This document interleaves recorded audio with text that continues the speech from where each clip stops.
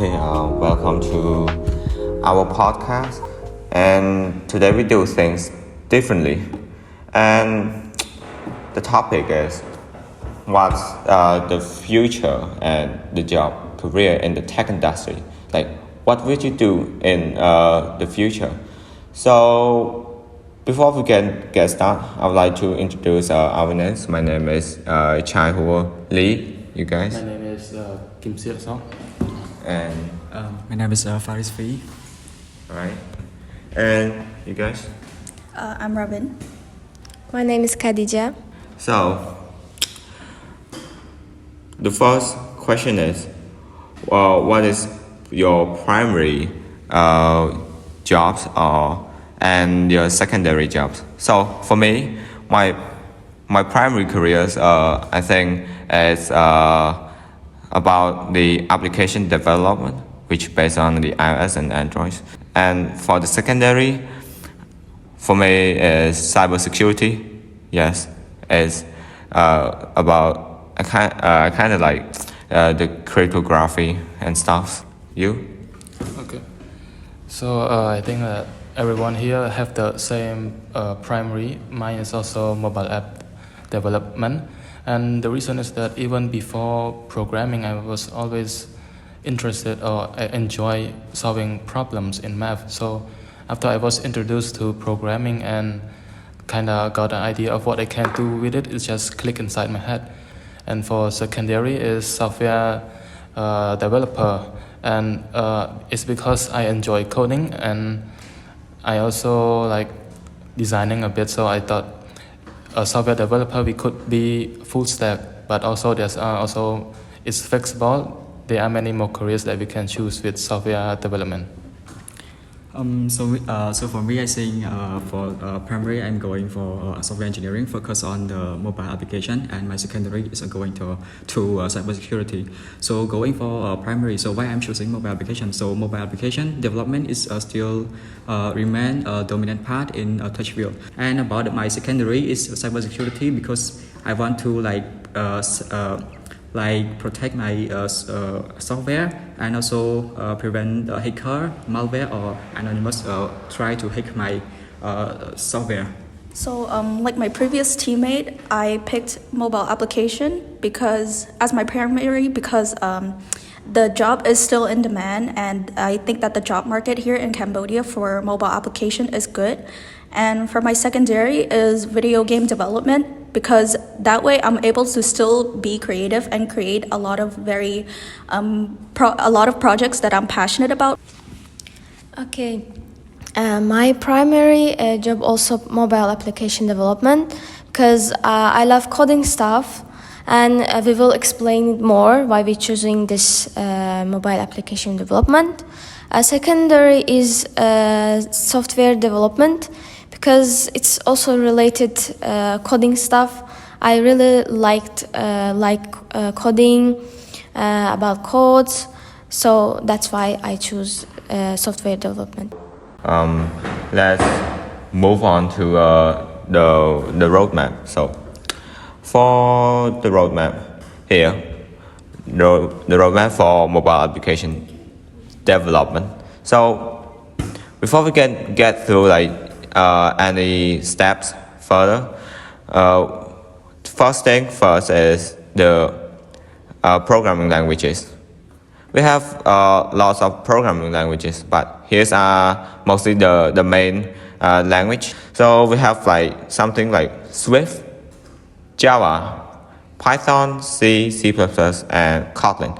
When we talk IDE, we talk about Dev, C++, IntelliJ, or PyCharm, or Visual Studio Code, and many more. And for that, before we can use it, we need to know the basics of the language. So for app development, yes, Kotlin and Swift is a way to go. And for the basic of OOP, yes, it is very important to understand how the object would work inside the apps. And for the data structure and algorithm, and yes, is like the way of learning, applying the mathematics into codings. And let's move on.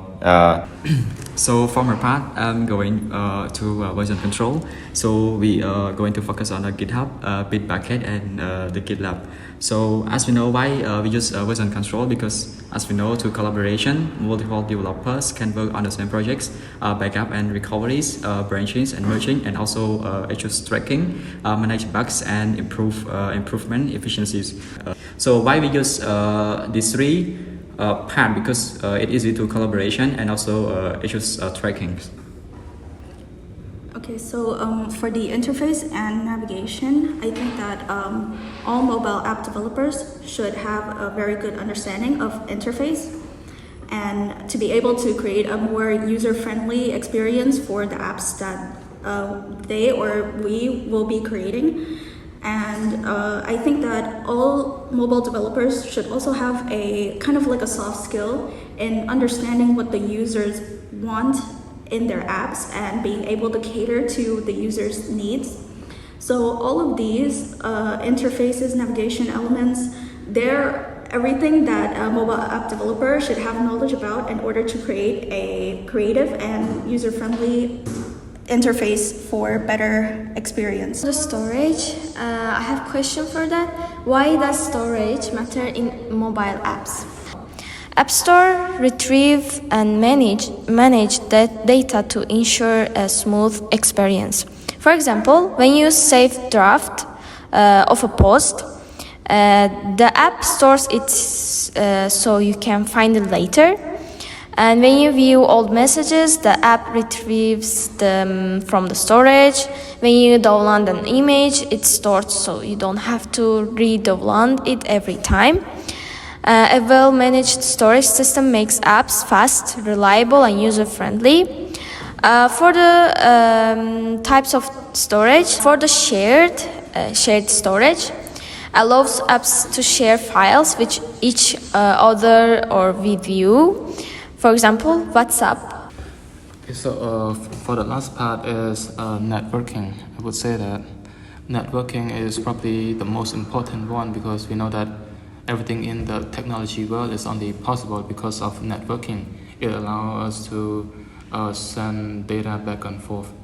So for in the networking part, for the protocol part, we need to learn that because it helps us in data transmission between a mobile app and the server securely, and like if the API or the application programming interface, it enables communication between your app and external services like cloud storage, authentication system, or third-party services like Google Map. As for the encryption, it is important to secure the user's information, and for authentication, we needed to verify that for personal account, it is only accessed by the user. All right, let's move on to the gears part. So as we know, in our group members, we have mostly have a same gear. So I'm going to talk about it. So first we're going to talk about the spec of the computer and laptop. So for Windows users, I recommend to use Intel i5 or i7 and also AMD Ryzen processor 5 or 7. And also about the RAM, I recommend about the 16GB RAM, and because it will run efficiency. And about the CPU, I recommend NVIDIA GTX 1650 or RTX 3060. And like about the brand laptop, I recommend Asus, Lenovo, TUF or ROG. And about the Mac users, I recommend start from M1 chips. And for minimum, I think for the RAM minimum, I think for like 8GB, and I recommend for the RAM is 16GB for Mac users. And going to the input and output devices, I think this is the accessories about the mechanical keyboard, Logitech M8, and mechanical razor like wider, and also dual monitor. So mechanical keyboard, Keychron K6, Logitech M8 mechanical, and razor like videos. So that's all for the class. So now we'll be discussing if our roadmap is in line with Paragon's computer science curriculum. So, move on to the curriculum that we compare to the ParagonIU CS curriculum. For the first year and second year, it's mostly just the basic programming language, which I think we have like principle of programming 1 and principle of programming 2 in the second semester, and yes, and something like mathematics just give us ideas or give us like method to solve problem. The other part is the IDE. So for the IDE, when we talk about IDE, development IDE, mostly we think of OP, basics of OP, and data structures and algorithms. So for here, in the semester 3, comparing to the ParagonIU CS curriculum, so we have something like the data structure and algorithm, and OP stands for object-oriented programming. Yes, we get to see them in the semester 3, and for the semester 4, we study about the operating system and the advanced concept in web development. So let's move on. So I'm going for the network in Paragon curriculum course. So first at Paragon International University, the Department of Computer Science offer a course that may include instruction on version control system. First is about the CS100 system analysis. This course focuses on analyzing and designing information system, which typically involve understanding and managing change in system development skill, where version control is essential, and CS468 IT project management. So this course emphasizes managing like IT projects, include aspect like collaboration and tracking change, where version control system are commonly utilized. So for the interface and navigation part, or the UX UI design, unfortunately a more advanced course for that is in the DAD's curriculum. But for the CS curriculum, we do have a course for developing mobile applications. So I think that for the CS curriculum, the school should probably add a beginner's course to UX UI design in the near future.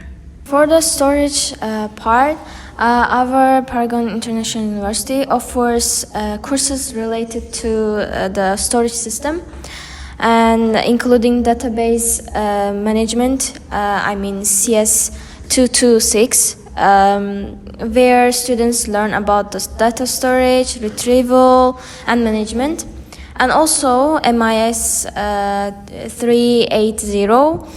Also covers database, networks, and security. So for the networking, I think that in the school's curriculum there are only 2 courses that studies about the topic. So the first course is CS230, which is computer networks. So in that course, I believe that they will cover topics such as network architecture, protocols, and like data communication principles.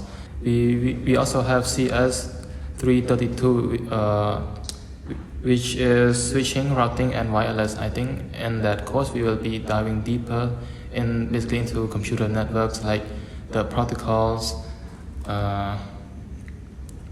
learning about network switches, VLANs, and operations of layering 2 devices, and also exploring wireless communication standards, and also security. So that is the end of our roadmap. Thank you for your valuable time and paying attention to our videos from the beginning till the end. And yes, thank you for the video and the podcast. And yes, bye.